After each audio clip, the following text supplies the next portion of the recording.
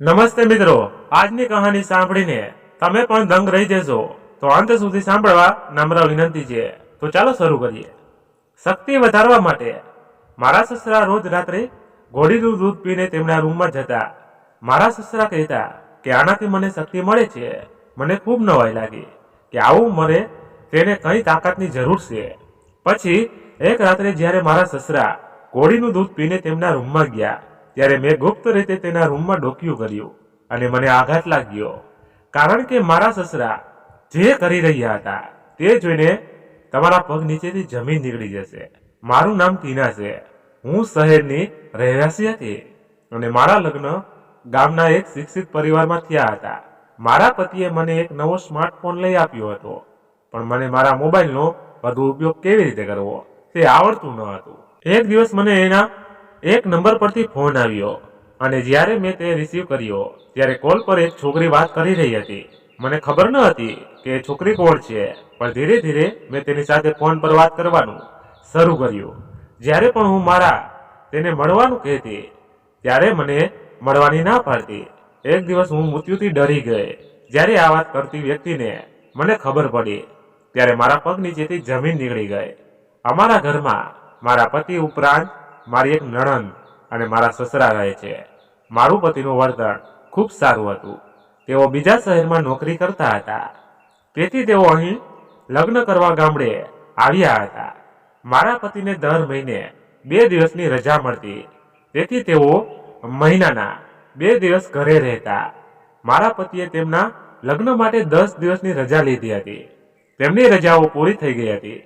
લગ્નની રાત્રે મારા પતિએ કહ્યું કે તમારા મારા પિતા અને બહેનનું ખૂબ ધ્યાન રાખવું પડશે। મારી બહેનને હંમેશા તમારી બહેનની જેમ જ રાખજો અને મારા પિતાને હંમેશા તમારી પિતાની જેમ જ માન આપજો, પરંતુ હંમેશા બંનેનું ધ્યાન રાખજો, કારણ કે મારી માતા આ દુનિયામાં નથી। મારી બહેને પોતાના નાના હાથે કાચા પાકા રોટલા બનાવીને મારું અને મારા પિતાનું પેટ ભર્યું। તેણે અમારા બંનેનું ખૂબ ધ્યાન રાખ્યું છે, તો હવે તમારે તેને આરામ આપવો પડશે। હું સારી રીતે સમજી ગયો કે મારા પતિનો અર્થ શું છે। તે ઈચ્છતા હતા કે હું આ ઘરની સંભાળ રાખું અને તેની બહેને આરામ આપું। મારી નણંદ નાની હતી, તે બહુ સુંદર ન હતી, તેવી તે સામાન્ય હતી, પણ ઘરના કામકાજ તે સારી રીતે જાણતી હતી। મારા સસરાનું ઘર સારું હતું અને ઘણું મોટું ઘર હતું। મને તે ખૂબ ગમ્યું, કારણ કે મારી માનું ઘર ખૂબ નાનું હતું। ગામડાના લોકોના ઘર મોટા હોય છે। મેં મારા પતિને ખાતરી આપી હતી કે હું તેની બહેન અને પિતાની ખૂબ કાળજી રાખીશ અને તેઓને ક્યારેય ફરિયાદ કરવાનો મોકો નહીં મળે। મારા પતિની રજાઓ પૂરી થવામાં હતી। તેમની રજાઓ પૂરી થવામાં હજુ 2 દિવસ બાકી હતા, તેથી મારા પતિ મને 2 દિવસ માટે ટૂર પર લઈ ગયા। મારા સસરાને પણ આની સામે કોઈ વાંધો ન હતો। જ્યારે અમે ટૂર પરથી પાછા આવ્યા ત્યારે મારા પતિએ તેમના જવા માટે પેકિંગ કરવાનું શરૂ કર્યું। હું મારા પતિના જવાથી ખૂબ જ દુઃખી હતી। મારા લગ્નને થોડા દિવસો જ થયા હતા અને મારા પતિ મને એકલી છોડીને જતા રહ્યા હતા। મારા પતિએ મને ખાતરી આપી કે તમે અહીં એકલા નથી, મારી બહેન ખૂબ સારી છે, તે તમને ક્યારેય કંટાળો આવવા નહીં દે, તે હંમેશા તમારું ધ્યાન રાખશે। સાસરિયામાં ભલે ગમે તેટલા લોકો હોય, પત્ની હંમેશા તેના પતિની રાહ જોતી હોય છે। મારા પતિ બીજા દિવસે સવારે નોકરી માટે બીજા શહેરમાં ગયા। હવે અમે 3 જણ ઘરમાં રહી ગયા હતા। આ ઘર બધું બરાબર હતું, પણ એક ખૂબ જ વિચિત્ર વાત હતી કે જ્યારે પણ હું મારા સસરાના ચરણ સ્પર્શ કરવા માટે તેમના આશીર્વાદ લેવા જતી ત્યારે મને તેમની ક્રિયાઓ ખૂબ જ વિચિત્ર લાગતી। મને જોઈને તે ખૂબ ખુશ થતા અને ગામની ઘણી સ્ત્રીઓ પણ મને મળવા આવતી, કારણ કે બધા કહેતા હતા કે હું આખા વિસ્તારની સૌથી સુંદર વહુ છું। આટલી સુંદર વહુ કોઈના ઘરમાં નથી, કારણ કે ગામના મોટા ભાગના લોકો ગરીબ હતા। ગામના લોકો ગમે તે રીતે નાની નાની બાબતોમાં ખૂબ ખુશ થઈ જાય છે, તેથી બધી સ્ત્રીઓ મને જોઈને ખૂબ ખુશ થઈ જાય અને મારા પતિના ભાગ્ય પર શોક વ્યક્ત કર્યો। મારી પાસે હજી મોબાઈલ ન હતો। મારા પતિને ખૂબ મિસ કરતી હતી, પણ મારા સસરા પાસે સ્માર્ટફોન હતો। મારા પતિ તેમના પિતાના નંબર પર ફોન કરીને મારી સાથે વાત કરતા હતા.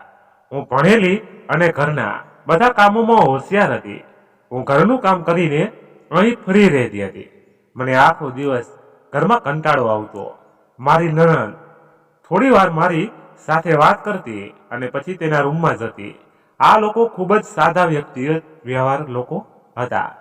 હું અહીં આવ્યા પછી મારા સસરા ખૂબ ખુશ હતા, પણ તેમને આટલા ખુશ જોઈને મને લાગ્યું કે કંઈ ખોટું છે.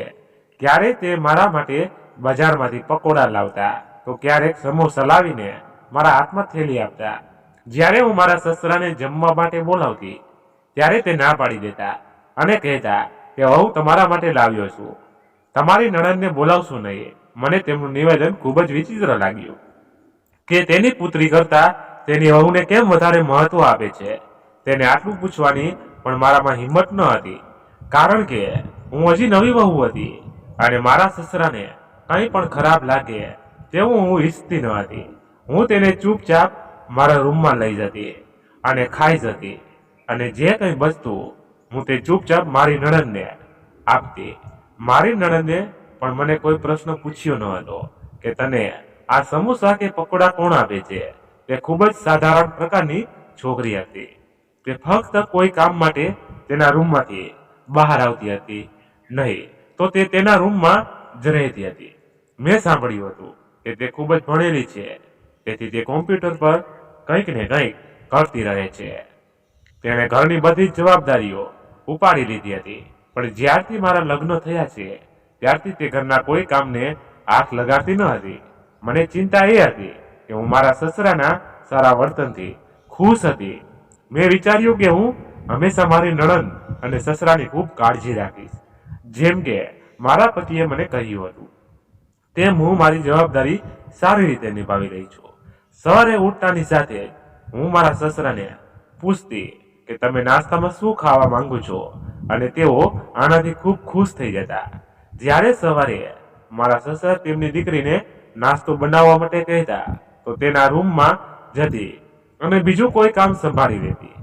જ્યારે પણ મારા સસરા તેનો મનપસંદ નાસ્તો બનાવવાનું કહેતા તો હું તેમની પસંદગી મુજબ નાસ્તો તૈયાર કરીને પછી તેને આપતી. મારા સસરા દિવસ દરમિયાન મારી પાસેથી ઘણી વાનગીઓ માંગણી કરતા રહેતા. હું દરેક વખતે તેમના આદેશનું પાલન કરતી હતી, તેથી તેઓ દિવસે ને દિવસે મારાથી ખુશ થવા લાગ્યા. મારા પતિને ગયાને 1 મહિનો પૂરો થવા આવ્યો હતો. હવે તેમના આવવાનો સમય હતો. આ વખતે જ્યારે મારા પતિ ઘરે આવ્યા ત્યારે તેઓ મારા માટે સરપ્રાઈઝ લઈને આવ્યા. તેમણે એને આવતાની સાથે જ મને ગિફ્ટ આપી. ગિફ્ટ જોઈને હું ખૂબ જ ખુશ થઈ ગઈ. મેં ગિફ્ટ ખોલીને જોયું તો તેની અંદર એક આઈફોન હતો. મારા પતિએ કહ્યું કે તમને મારી સાથે વાત કરવામાં તકલીફ છે, તેથી જ હું તારા માટે મોબાઈલ ફોન લાવ્યો છું. મેં વિચાર્યું સારું થયું કે મારે મારા સસરાના મોબાઈલથી વાત કરવી પડતી હતી. હવે મારા માટે આ પણ સરળ થઈ ગયું છે. મારા પતિ સાથે 2 દિવસ આમ જ આનંદથી પસાર થયા. હું ઘરના બધા કામ દિલથી કરતી. મને મારો મોબાઈલ વાપરવાનો સમય મળતો ન હતો. જ્યારે શરૂઆતના દિવસોમાં હું ફ્રી હતી, પરંતુ મારા સસરા મને દિવસ દરમિયાન કામ કરાવતા, તેથી જ હું ખૂબ જ વ્યસ્ત રહેતી. મારો મોબાઈલ બાજુ પર પડ્યો રહેતો. જ્યારે પણ મને રાત્રે તક મળતી ત્યારે હું મારા પતિ સાથે ફોન પર થોડી વાર વાત કરતી. એક દિવસ હું રસોડામાં રોટલી બનાવતી ઊભી હતી ત્યારે અચાનક મને લાગ્યું કે કોઈ મને જોઈ રહ્યું છે અથવા કોઈ મારી પાછળ ઊભું છે. મેં પાછું વળીને જોયું તો પાછળ કોઈ ન હતું. મને લાગ્યું કે કદાચ એ મારો ભ્રમ હશે. એ પછી હું રોટલી બનાવવામાં વ્યસ્ત થઈ ગઈ. 2 દિવસ આમ જ વીતી ગયા. પછી એક દિવસ ધાબા પર કપડાં સૂકવવા ગઈ ત્યારે પણ મને લાગ્યું કે ટેરેસ પર મારા સિવાય બીજું કોઈ હાજર છે. તે દિવસે માત્ર ટેરેસ પર જ નહીં પણ આ આખા ઘરમાં કોઈ હાજર ન હતું. મારી નણંદ તેના મામાના ઘરે ગઈ હતી અને મારા સસરા ઘરની બહાર હતા, પણ મારી સાથે શું થઈ રહ્યું હતું તે મને જ ખબર ન હતી. મને લાગ્યું કે કદાચ મારી તબિયત સારી નથી. મારે આ બાબતો પર ધ્યાન ન આપવું જોઈએ. થોડા સમય પછી જ્યારે નણંદ ઘરે આવી ત્યારે મેં તેને પૂછ્યું કે તમે ઘરે આવ્યા હતા? તો તેણે કહ્યું, ના, હું તો હમણાં જ ઘરે આવી છું. તે કહેવા લાગી, શું થયું ભાભી, તમે ચિંતિત લાગો છો? મેં મારી નણંદને કહ્યું કે ક્યારેક મને એવું લાગે છે કે આ ઘરમાં કોઈ મને જોઈ રહ્યું છે, જાણે કોઈની નજર મારા પર છે. તેણે કહ્યું, ભાભી, કદાચ તમારી તબિયત સારી નથી. આ કેવી રીતે થઈ શકે? હું પણ તમારી સાથે આ ઘરમાં રહું છું અને મને કોઈ ભાસ થતો નથી. આ સાંભળીને મારી નણંદ મારી મજાક કરવા લાગી. એટલે જ મેં વિચાર્યું કે આજ પછી હું તેને મારા વિશે કંઈ નહીં કહું. તેણે મારી વાતને ગંભીરતાથી લીધી નહીં. મારા સસરા ક્યારે ઘરે આવ્યા તે મને ખબર ન રહી. મેં તેને જોયા ન હતા. કદાચ તે સમયે હું મારા રૂમમાં સૂતી હતી. મારા સસરા મને જોઈને હસતા હતા. એક દિવસ મેં તેને આનું કારણ પૂછ્યું તો તેણે કહ્યું કે તો બિલકુલ તારી સાસુ જેવી જ દેખાય છે. મેં તેને પૂછ્યું કે તમારો મતલબ શું છે? તો તેણે કહ્યું કે મારો મતલબ તમે તમારી સાસુનો પડછાયો છો. તારી સાસુ પણ તારા જેટલી જ સુંદર હતી અને તે ઘરના કામકાજ કરવામાં પણ તારા જેટલી જ ઉતાવળી હતી. મતલબ મારા સસરા મારી સરખામણી તેમની પત્ની સાથે કરતા હતા.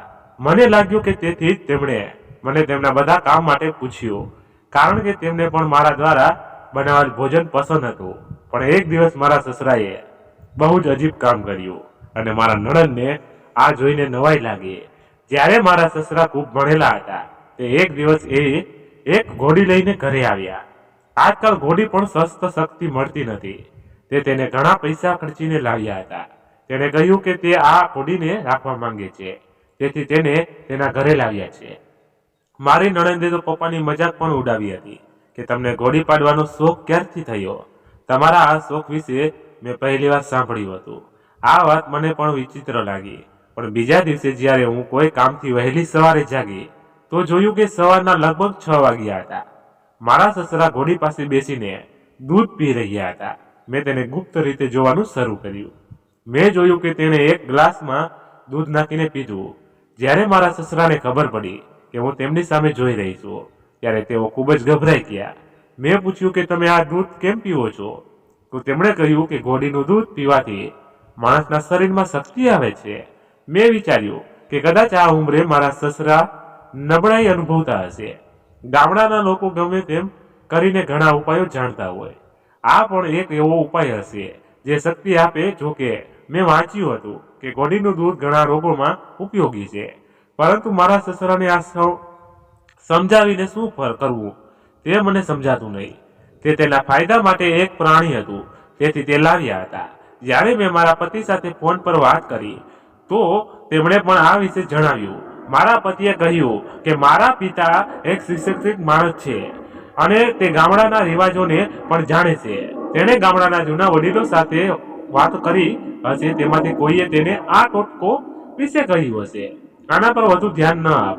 મારા પિતા જે પણ કરે છે તે બરાબર જ કરે છે. આજ સુધી તેણે ક્યારેય કંઈ ખોટું કર્યું નથી અને તે ઘોડીને ઘરે લાવ્યા છે, તેથી આનો પણ કોઈ હેતુ હોવો જોઈએ. મેં મારા પતિને કહ્યું કે તમે સાચું કહો છો. સસરા ખરેખર બહુ સારા વ્યક્તિ છે. એક દિવસ હું મારી નણંદ સાથે બજારમાં ગઈ. બજારમાંથી પાછા ફર્યા પછી હું મારા રૂમની અંદર ગઈ તો મને જોઈને આશ્ચર્ય થયું કે મારા રૂમની હાલત ખૂબ જ ખરાબ હતી. એવું લાગતું હતું કે જાણે કોઈએ મારા રૂમની તપાસ કરી હોય. ત્યાં ચારેય બાજુ વસ્તુઓ વેરવિખેર પડી હોય. મેં વિચાર્યું કે કદાચ કોઈ મારા રૂમમાં આવ્યું હશે ને મારી બધી કિંમતી વસ્તુઓ તપાસી, પણ મારા રૂમની દરેક કિંમતી વસ્તુ તેની જગ્યાએ હાજર હતી. રૂમમાંથી કંઈ જ ખૂટતું ન હતું. રૂમમાંથી માત્ર સામાન જ ફેલાયેલો હતો. હું મારા સસરા પાસે ગઈ અને તેમને પૂછ્યું કે આ બધું સામાન મારા રૂમમાં કેવી રીતે ફેલાયો છે? તમે મારા રૂમમાં ગયા હતા, કારણ કે તે દિવસે સસરા ઘરમાં એકલા હતા. તેણે કહ્યું કે હું તો મારા રૂમમાં નથી ગયો, પરંતુ મેં બિલાડીને તમારા રૂમમાં જતી જોઈ છે. કદાચ બિલાડીએ તમારા રૂમમાં સામાન ફેલાવ્યો હશે. મેં વિચાર્યું કે કદાચ તે સાચા છે. બની શકે છે કે બિલાડી રૂમમાં આવી હશે, જે રૂમમાં આવીને બિનજરૂરી વસ્તુ ફેલાવી. મેં આની અવગણના કરી. મારા પતિની રજાઓ આવી ગઈ હતી અને તેઓ 2-3 દિવસ માટે ઘરે આવ્યા હતા. બીજા દિવસે જ્યારે મેં નાસ્તો બનાવ્યો ત્યારે મારા પતિએ તેમની બહેનને પૂછ્યું કે બહેન, તારી ભાભી બહુ સારી છે, આપણું ઘણું ધ્યાન રાખે છે. તો મારી નણંદે મારા વખાણ કર્યા. એ સાંભળીને હું ખુશ થઈ ગઈ. તે પછી મારા સસરાએ મારા એટલા વખાણ કર્યા કે તેઓ ચૂપ થવાનું નામ લઈ રહ્યા ન હતા. મારા સસરાએ કહ્યું કે પુત્રવધુ ખરેખર સારી રસોઈ બનાવે છે અને તે ઘર પણ સારી રીતે સંભાળે છે. મેં વિચાર્યું કે આજે હું મારી માતાના ઘરે જવા માટે મારા સસરાની પરવાનગી લઈશ, પરંતુ મને સાંભળીને ખૂબ જ આશ્ચર્ય થયું. મારા સસરાએ મને મારી માના ઘરે જવા દેવાની ના પાડી. મારો ઉદાસ ચહેરો જોઈને મારા સસરાએ થોડી વાર પછી કહ્યું કે ઠીક છે. હું મારા પતિ સાથે 2 દિવસ માટે મારા માતા પિતાના ઘરે ગઈ હતી. ત્યાં સારો સમય પસાર કર્યો અને તે પછી હું ઘરે આવી. મારા પતિ પાછા ચાલ્યા ગયા અને બીજા દિવસે મારા પતિ ગયા કે તરત જ મને નવા નંબર પરથી મિસ કોલ આવવા લાગ્યા. જેવી હું કોલ ઉપાડતી તો પાછળથી કોલ કટ થઈ જતો અને જો હું ફોન કરતી તો નંબર વ્યસ્ત આવતો. હું ખૂબ જ ચિંતિત હતી કે મને ખબર નથી કે મને કોના નંબર પરથી આટલા બધા કોલ આવી રહ્યા છે. એક દિવસ બપોરનો સમય હતો. અમે બધા પોતપોતાના રૂમમાં જઈને સૂતા હતા અને આરામ કરતા હતા. મારી નણંદ અને સસરા પણ તેમના રૂમમાં આરામ કરી રહ્યા હતા. હું મારા રૂમમાં આવવાથી સાથે જ જોયું કે મારા મોબાઈલ પર એક જ નંબર પરથી કોલ આવી રહ્યા હતા. ફોન રિસીવ કરતાની સાથે જ થોડી વાર તો કોઈ બોલ્યું નહીં, પણ થોડી વાર પછી કોઈ છોકરીનો અવાજ આવ્યો. છોકરીએ પહેલા હેલો કહ્યું. પછી મેં પૂછ્યું કે તમે કોણ છો? તો તે કહેવા લાગી કે મારું નામ નમ્રતા છે. હું આ નામની કોઈ છોકરીને ઓળખતી નથી. મેં પૂછ્યું પણ હું તને ઓળખતી નથી. તેણે કહ્યું કે હું પણ તમને ઓળખતી નથી. મેં કહ્યું જ્યારે તમે મને ઓળખતા નથી તો આટલા દિવસોથી મને વારવાર કેમ ફોન કરો છો? જ્યારે પણ હું તમારા નંબર પરથી કોલ રિસીવ કરવાનો પ્રયત્ન કરું છું ત્યારે કોલ કટ થઈ જાય છે. તેણીએ કહ્યું કે નેટવર્કની સમસ્યા હશે, કારણ કે કદાચ કોલ થઈ ગયો હશે. મારું નામ નમ્રતા છે અને હું વડસાલામાં રહું છું. મેં કહ્યું કે હું પણ વડસાલથી છું. એ જ રીતે અમારી વચ્ચે લાંબા સમય સુધી વાતચીત ચાલી. વાત કરતી હતી છોકરી મારી સાથે મિત્રતા કરી બેઠી. તે મારી ખૂબ જ સારી મિત્ર બની ગઈ. આ રીતે અમે બંને રોજ એકબીજા સાથે વાત કરતા. મારા સસરાની દિનચર્યા સારી હતી. તે વહેલા ઉઠી જતા, દરરોજ સવારે બધાને મળતા. પહેલા તેઓ ઘોડીનું તાજું દૂધ પીતા. મારા સસરા બહુ ભણેલા હતા. રોજ એમનો રૂમ સાફ કરવા જતી. તેના રૂમમાં એક કોમ્પ્યુટર પર રાખ્યું હતું અને તે હંમેશા તેના મોબાઈલમાં વ્યસ્ત રહેતા હતા. મારા સસરા કોઈ કામ નહોતા કરતા, તેથી તે ક્યારેક ટેરેસ પર જતા હતા તો ક્યારેક મોબાઈલ કે કોમ્પ્યુટરનો ઉપયોગ કરીને સમય પસાર કરતા હતા. આ કોમ્પ્યુટર મારા પતિનું હતું, પણ મારા પતિ તેનો ઉપયોગ કરતા ન હતા. તેથી મારા સસરાએ આ કોમ્પ્યુટર તેમના રૂમમાં રાખ્યું હતું. દિવસો આમ જ વીતતા ગયા અને દરરોજ હું મારી મિત્ર સાથે વાત કરતી રહી. તે મને બપોરના સમયે ફોન કરતી અને અમે બંને એકબીજા સાથે 2-3 કલાક વાતો કરતા. હું મારો સમય સારી રીતે પસાર કરતી હતી અને તેની સાથે વાત કર્યા પછી મારું મન પણ હળવું થઈ જતું. મારા માતા પિતાના ઘરે પણ હું મારી માતા કે બહેન સાથે ફોન પર બહુ વાત કરતી ન હતી. હું માત્ર ક્યારેક તેમની તબિયત વિશે પૂછતી રહેતી. મારા પતિ ઘરે આવ્યા હતા. એક દિવસ મને યાદ આવ્યું કે હું મારા માતા પિતાના ઘરેથી મારું જૂનું આલ્બમ લાવી હતી. તેમાં મારા ઘણા ફોટા હતા. મેં મારા પતિને કહ્યું કે આજે હું તમને બાળપણના ફોટા બતાવીશ. મેં મારું તે આલ્બમ કબાટમાં રાખ્યું હતું. હું લાંબા સમય સુધી કબાટમાં તપાસ કરતી રહી, પણ મને મારું આલ્બમ મળ્યું નહીં. તે પછી મને યાદ આવ્યું કે મેં તેને અલમારીમાં રાખ્યું હતું. પછી મેં આખો અલમારી શોધી કાઢી અને આખો રૂમ પણ શોધ્યો, પણ મને મારું આલ્બમ ક્યાંય મળ્યું નહીં. ગયા મહિને જ હું મારા ઘરે ગઈ હતી અને તે આલ્બમ લાવી હતી. મારા પતિએ પૂછ્યું, તું શું શોધી રહી છો? મેં કહ્યું કે હું મારો આલ્બમ શોધી રહી છું. મને બરાબર રીતે યાદ છે કે હું મારા ઘરેથી આલ્બમ લાવી હતી, જેથી હું તમને મારા ફોટા બતાવી શકું, પણ મને ખબર નથી કે મારું આલ્બમ ક્યાં ગયું. મારા પતિએ કહ્યું કે કદાચ તમે ઘરમાં ક્યાંક આલ્બમ મૂકી દીધું હશે અથવા તો ભૂલથી તમારી પાસેથી પડી ગયો હશે. મારો ચિંતાતુર ચહેરો જોઈ એ બોલ્યા, એટલી ચિંતા ન કર, એ બહુ કિંમતી વસ્તુ નથી, બસ એક આલ્બમ છે. એમાં શું મોટી વાત છે? તમે અમારા લગ્નનું આલ્બમ જોઈ શકો છો. પણ હું વિચારોમાં ખોવાઈ ગઈ હતી અને મને બરાબર યાદ હતું કે હું આલ્બમ લાવી જ હતી અને મને યાદ છે કે મેં તેને કબાટમાં જ રાખ્યું હતું. પણ હવે આલ્બમ આખા રૂમમાં ન હોવાથી મેં આ બાબત પર ધ્યાન આપવાનું બંધ કરી દીધું. થોડા દિવસો પછી જ્યારે હું મારા સસરાના રૂમને સાફ કરવા ગઈ ત્યારે મેં કંઈક એવું જોયું તો મને આશ્ચર્ય થયું. આ કોઈ વસ્તુ નહીં પણ એક આલ્બમ હતું. આ એ જ ફોટા આલ્બમ હતું જેને હું ઘણા સમયથી શોધી રહી હતી. આ બધા ફોટામાં હું ખૂબ જ સુંદર લાગી રહી હતી. મેં મારું આલ્બમ ત્યાં પાછું મૂક્યું અને વિચારવા લાગી કે મારા સસરાએ મારું આલ્બમ તેમની પાસે કેમ રાખ્યું છે. હું ચૂપચાપ મારા રૂમમાં ગઈ. આ દિવસોમાં મારી નણંદ માટે ગામના એક ભણેલા છોકરાનો સંબંધ આવ્યો હતો અને મારું ધ્યાન તેના સંબંધ પર કેન્દ્રિત હતું. હું આ દિવસોમાં ખૂબ જ વ્યસ્ત થઈ ગઈ અને મને બિલકુલ સમય મળતો ન હતો. નમ્રતા સાથે પણ કોઈ વાતચીત થતી ન હતી કારણ કે અમે શોપિંગમાં વ્યસ્ત હતા. મારા પતિ ઘરે આવ્યા હતા. તેમની બહેનની સગાઈ થવાની હતી. મારી નણંદની સગાઈના દિવસે હું મારા રૂમમાં કપડાં પહેરી રહી હતી. તે રૂમની સામે બેસીને મેકઅપ કરી રહી હતી. પછી મને લાગ્યું કે જાણે કોઈ રૂમના દરવાજે હોય અને અંદર જોઈ રહ્યું હોય. મેં દરવાજા તરફ જોયું તો ત્યાં કોઈ ન હતું. છતાં પણ હું મારી જાતને સંતોષવા માટે દરવાજા તરફ દોડી.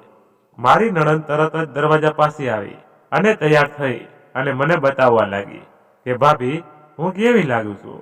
મેં મારી નણંદને કહ્યું કે તમે ખૂબ જ સુંદર દેખાઈ રહ્યા છો. મેં પૂછ્યું, શું તમે દરવાજે ઊભેલા મને જોઈ રહ્યા હતા? તેણે કહ્યું, ભાભી, હું તો હમણાં જ તૈયાર થઈને આવી છું, પણ તમે મને શેની ચિંતા કરો છો? મેં તેને કશું કહ્યું નહીં અને હું ચૂપ રહી. મારી નણંદના લગ્નમાં હજુ ઘણો સમય હતો. હવે અમે હમણાં જ તેની સગાઈ કરી હતી. સગાઈના દિવસે ઘરના બધા ખૂબ જ ખુશ હતા. અમે ફેમિલી ફોટો ક્લિક કરાવી રહ્યા હતા ત્યારે અચાનક મારા સસરા આવીને મારી પાસે ઊભા હતા. મારી એક બાજુ મારા પતિ ઊભા હતા અને બીજી બાજુ મારા સસરા ઊભા હતા. મને લાગ્યું કે કોઈએ મારી કમર પર હાથ મૂક્યો. મેં જ્યારે મારા સસરા તરફ નજર પડતા મારા પતિએ મને કેમેરા તરફ ધ્યાન રાખવા કહ્યું. તે દિવસે મારી સાથે આવી ઘણી ઘટનાઓ બની જેના કારણે હું મારા સસરા પર શંકા કરવા લાગી. પરંતુ તેઓ મારા પિતા જેવા હતા અને તેમના પર શંકા કરવી એ મારા માટે મોટું પાપ હતું કારણ કે મને અત્યાર સુધી ફક્ત તેના પર જ શંકા હતી. મેં તેને મારી પોતાની આંખે કંઈ ખોટું કરતા જોયા નથી જેના લીધે મારી શંકા સાચી સાબિત થઈ શકે. મારી નણંદની સગાઈ બરાબર થઈ ગઈ હતી. મારા પતિ ચાલ્યા ગયા હતા. થોડા દિવસ પછી સગાઈનું આલ્બમ તૈયાર થયું અને મારા સસરા સૌ પ્રથમ બેસીને ખુશીથી જોવા લાગ્યા. તે આલ્બમને તેના રૂમમાં લઈ ગયા. થોડા સમય પછી તેણે મને આલ્બમ આપ્યો. આ દિવસોમાં મારા ફોન પર નમ્રતાના ઘણા મિસ કોલ આવ્યા હતા. ખૂબ જ વ્યસ્ત હોવાને કારણે હું તેની સાથે વાત કરી શકી ન હતી. મેં તેને ફોન કર્યો અને સોરી કહ્યું કે હું મારી નણંદની સગાઈમાં વ્યસ્ત હતી તેથી હું સારી રીતે વાત કરી શકી નહીં. અમે લાંબા સમય સુધી એકબીજા વિશે વાતો કરતા રહ્યા. નમ્રતાની સાથે વાત કરતી વખતે મને ક્યારેય એવું લાગતું કે જાણે તે કોઈ અજાણી વ્યક્તિ નથી પણ મારી મિત્ર છે. અમારી વાતચીત દરમિયાન તે ઘણી બધી વાતો કહેતી કે જાણે તે મને સારી રીતે ઓળખતી હોય અને તે મારા વિશે ઘણી બધી બાબતો જાણતી હોય. પણ હું દરેક વખતે વિચારતી કે જેની સાથે આપણે વાત કરીએ તેને આપણા વિશે ઘણું કહી દઈએ છીએ. તેથી જ મારા સિવાય નમ્રતાને મારા વિશે બીજું કોણ કહી રહી શકે. હું નમ્રતાને મારી નણંદના લગ્નમાં બોલાવવા માંગતી હતી પણ મેં વિચાર્યું કે ઘણા મહેમાનોની હાજરીને કારણે હું તેની સાથે વધુ વાત કરી શકીશ નહીં. જ્યારે મેં મારા પતિને પણ નમ્રતા વિશે જણાવ્યું તો મારા પતિએ કહ્યું કે તારે આવી કોઈ અજાણી વ્યક્તિને તારી મિત્ર બનાવવી જોઈએ નહીં. પહેલા તારે તેના વિશે તમામ માહિતી મેળવવી જોઈએ. પરંતુ મેં તેને કહ્યું કે મને નમ્રતાની વાતમાં એક વિચિત્ર વિશ્વાસ દેખાય છે. તે ખૂબ જ સરસ છે. તેણે મને તેના ઘરમાં રહસ્યો વિશે કહ્યું હતું. તે મારા પર વિશ્વાસ કરે છે, તેથી તેણે મને તેના રહસ્યો જણાવ્યા નહીં. તો આજના જમાનામાં કોઈ તેના રહસ્યો કોઈને અર્થ વગર કહેતું નથી અને અમે બંને મોટા ભાગે આમ વાતો કરતા હતા. તેણે મને તેના રહસ્યો કહેતી હતી કે તે કોઈને પસંદ કરે છે. તે જે માણસને પસંદ કરે છે તે ખૂબ જ સુંદર છે, પરંતુ તે કહે છે કે તે પરણિત છે. મેં તેને કહ્યું કે તને પરણિત પુરુષ જ ગમ્યો? તો તેણે કહ્યું કે મને જે ગમે છે તે ખૂબ જ સુંદર છે. મને આખો દિવસ તેને જોવાનું મન થાય છે. તેણે મને કહ્યું કે મારા મોબાઈલમાં તેના ઘણા ફોટા છે. હું દિવસ રાત તેના ફોટા જોતી રહું છું. દરેક ક્ષણે તેના ફોટા ક્લિક કરું છું. અને તેને ખબર પણ નથી પડતી. તે છોકરી જેને પ્રેમ કરતી હતી તેને પાગલની જેમ પ્રેમ કરતી હતી. હું ભગવાનને પ્રાર્થના કરતી હતી કે નમ્રતા જે વ્યક્તિને પસંદ કરે છે તે નમ્રતાને મળી જાય. મને નમ્રતા પર ખૂબ ગમતી હતી અને હવે મારે તેને મળવું હતું. મેં નક્કી કર્યું કે આ વખતે જ્યારે મારા પતિ ઘરે આવશે ત્યારે હું નમ્રતાને મારા ઘરે જમવા માટે બોલાવીશ. તે મળવા મારા ગામ આવશે. તે ચોક્કસપણે આવશે, ક્યારેય ના નહીં પાડે. આ વખતે મેં નક્કી કર્યું હતું કે હું તેને મળીશ. મેં પણ મારી વાતચીતમાં નમ્રતાને કહ્યું હતું કે મારે તમને મળવું છે. તમે મારા ઘરે આવી શકો છો? મારી વાત સાંભળીને થોડી વાર માટે નમ્રતા ચૂપ થઈ ગઈ અને થોડી વાર પછી તેણે વિચારીને જવાબ આપ્યો કે અત્યારે મારી તબિયત સારી નથી, પણ મેં તેને કહ્યું કે હું તને મળવા આવે ફોન કરીશ. જો તું રજાઓમાં ઘરે આવીશ તો હું તને આમંત્રણ આપીશ. તમારે આવવું જોઈએ. મારા પતિને ઘરે આવવામાં હજુ ઘણા દિવસો બાકી હતા. ત્યાં સુધીમાં તારી તબિયત પણ સારી થઈ જશે. આ વાત તે રાજી થઈ ગઈ હતી. જ્યારે મારા સસરાની ઘોડી જેને તે ઉછેરતા હતા તે આખો દિવસ તડકામાં ઊભી રહેતી અને મારા સસરા આખો દિવસ તેમના મોબાઈલમાં વ્યસ્ત રહેતા. મારા સસરાના હાથમાં મોબાઈલ વારવાર જોતી રહેતી. અગાઉ તેણે ક્યારેય મોબાઈલનો આટલો ઉપયોગ કર્યો ન હતો, પણ મેં જોયું કે ઘણા સમયથી તેઓ મોબાઈલ પર વધુને વધુ ધ્યાન આપતા હતા. પરંતુ તેઓ દરરોજ ઘોડીનું દૂધ પીતા હતા. આ ઘોડીને અમારા ઘરે આવ્યાને લગભગ 2 મહિના થઈ ગયા હતા. પછી મારી નણંદે તેના પિતાને કહ્યું કે પપ્પા કૃપા કરીને તેને વહેંચી દો. આ ઘોડીને અહીં રાખ્યા અને ઘણો સમય થઈ ગયો છે. તે ખૂબ ગંદકી ફેલાવે છે. મારા સસરા કહે છે તે અહીંથી ક્યાંય નહીં જાય. હું તેનું ધ્યાન રાખું છું.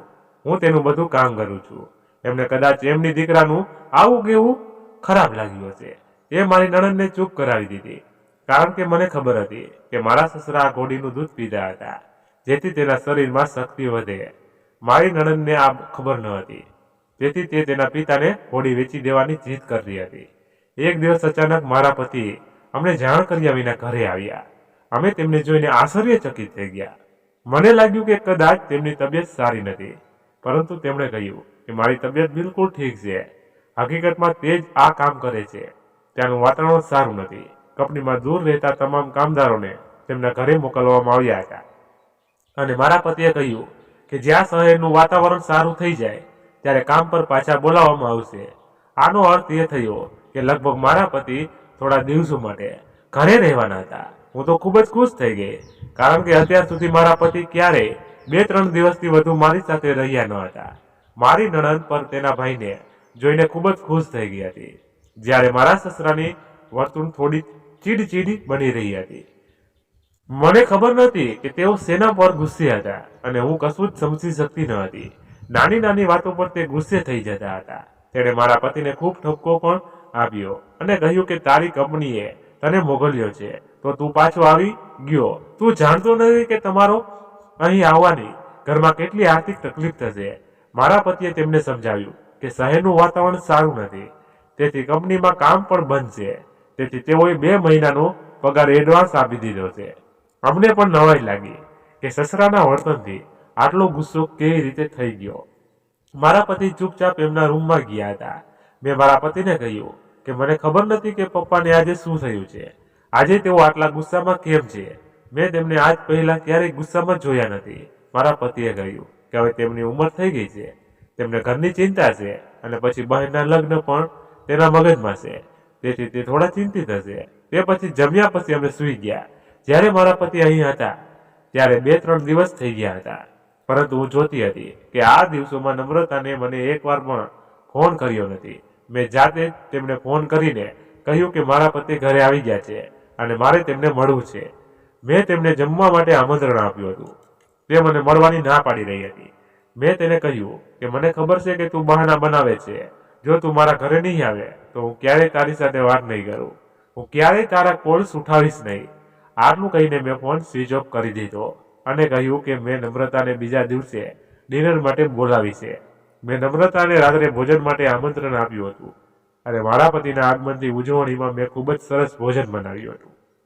હું સાંજે ચા આપવા મારા સસરાના રૂમમાં ગઈ. મેં જોયું કે તે મારી સામે ખૂબ જ નારાજ દેખાઈ રહ્યા હતા. મેં ચાની ટ્રે તેની તરફ મૂકી, પણ તેણે ચા પીધી નહીં અને તે ઉઠીને બહાર નીકળી ગયા. ખબર નહીં કેમ તેનું મૂડ પણ મારી બાજુથી ખૂબ જ ખરાબ હતો. તે મારી સાથે વાત પણ કરતા ન હતા, પરંતુ મારા સસરાએ તેનો મોબાઈલ રૂમમાં મૂકી દીધો હતો. તેના મોબાઈલ પર કોઈનો કોલ આવી રહ્યો હતો. મને લાગ્યું કે કોલનો અવાજ સાંભળીને તે પોતે મોબાઈલ લેવા આવશે, પરંતુ તેના મોબાઈલ પર સતત કોઈનો કોલ આવી રહ્યો હતો. મેં મારા સસરાનો મોબાઈલ ઉપાડ્યો અને રૂમની બહાર તેમને આપવા ગઈ. મેં જોયું કે તે ઘરમાં ક્યાંય હાજર ન હતા. પછી અચાનક મારા પતિએ મને ફોન કર્યો. મારા સસરાનો મોબાઈલ મારા હાથમાં હતો.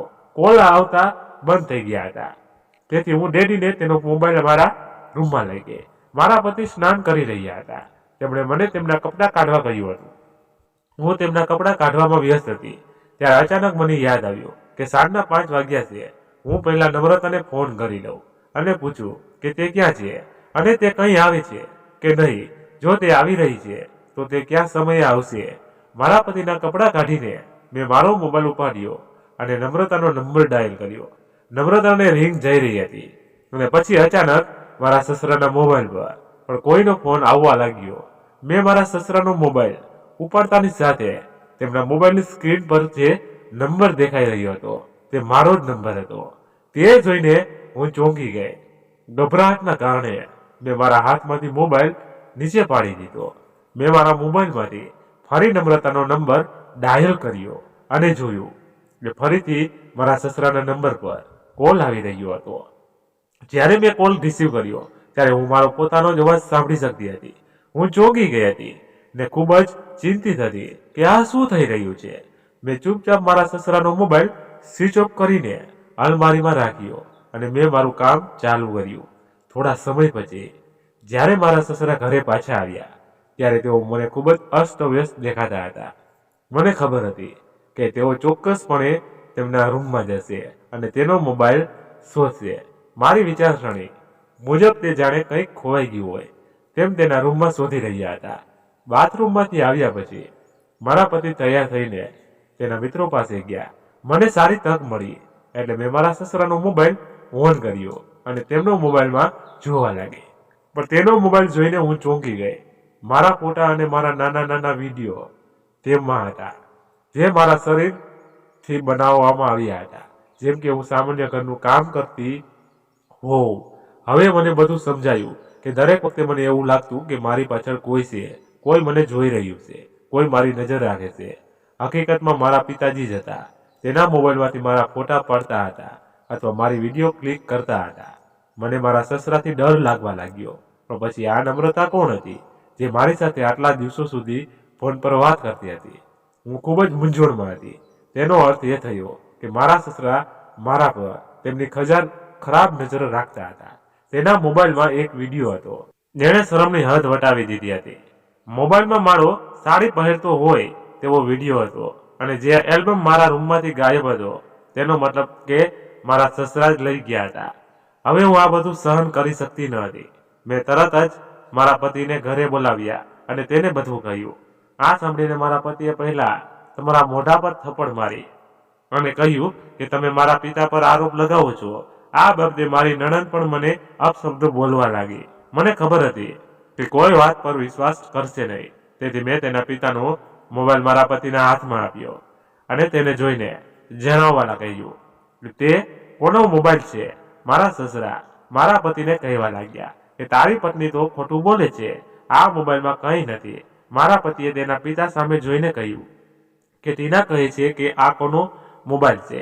તેણે કહ્યું કે આ મારો મોબાઈલ છે, મોબાઈલની અંદર શું છે? આ સાંભળીને મારા સસરા એકાએક ચૂપ થઈ ગયા અને તેઓ કંઈ બોલ્યા હોત તો મારજો કરવા લાગ્યા હોત.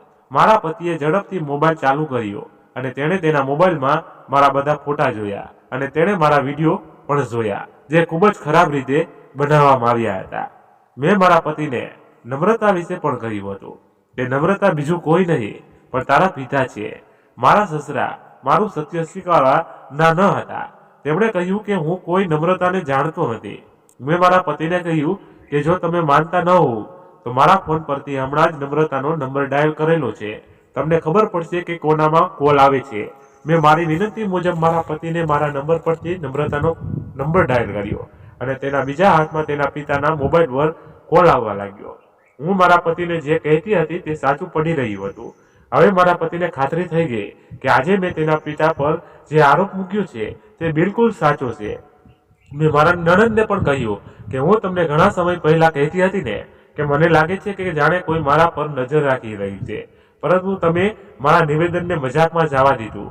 ત્યાર પછી મેં તમને આ વાત કરી નહીં, પરંતુ મારી સાથે આવું સતત થતું રહ્યું. મને એવું લાગતું હતું કે મારી આસપાસ કોઈ છે, પણ જ્યારે મેં ધ્યાનથી જોયું તો આસપાસ કોઈ ન હતું અને પછી તે મારા રૂમમાંથી મારું આલ્બમ ગાયબ હતું. થોડા દિવસો પછી જ્યારે હું મારા પિતાનો રૂમ સાફ કરવા ગઈ ત્યારે મેં તેમના રૂમમાં મારું તે આલ્બમ જોયું. ઘરના સંપૂર્ણ નીરવ શાંતિનું વાતાવરણ હતું. મારા પતિની આંખોમાં ઘણો ગુસ્સો હતો અને તે પિતાની સામે જઈને ઊભા હતા. તેણે તેના પિતાનો હાથ કરીને તેના માથા પર મૂક્યો અને કહ્યું, હું તમને કસમ ખાઈને કહું છું કે ટીના જે પણ કહે છે તે સાચું છે કે ખોટું? મારા સસરાના ચહેરા પર પરસેવો આવવા લાગ્યો, કારણ કે તેઓ ખરાબ રીતે ફસાઈ ગયા હતા. થોડા સમય પછી મારા સસરાએ તેમના હાથ નીચા કર્યા અને મારા પતિની સામે તેમના હાથ જોડવા લાગ્યા. તેણે કહ્યું કે મને માફ કરી દે દીકરા, બહુ સાચી છે, આ મોબાઈલ મારો છે અને નમ્રતા પણ હું જ છું. અહીંયા એક છોકરી હોવાનો ઢોંગ કરતો અને તારી પત્ની આ ઘરમાં આવી છે એ દિવસથી હું તેના પ્રેમમાં પડી ગયો હતો. હું તેને પસંદ કરવા લાગ્યો હતો અને હંમેશા તેની નજીક જવાનો પ્રયત્ન કરતો. તમારી પત્ની જે પણ કામ કરતી હું તેના ફોટા પાડતો અને જ્યારે હું એકલો હોઉં ત્યારે તેના ફોટા અને વિડીયો જોઈને ખુશ થતો. ટીના ખૂબ જ સુંદર છે. હું તેની સુંદરતામાં ખોવાઈ ગયો હતો. તું હંમેશા બીજા શહેરમાં રહેતો હતો, એટલે જ હું તેને મારી બાજુમાં લઈને તારી પત્નીને તારી પાસેથી છીનવી લેવા માંગતો હતો.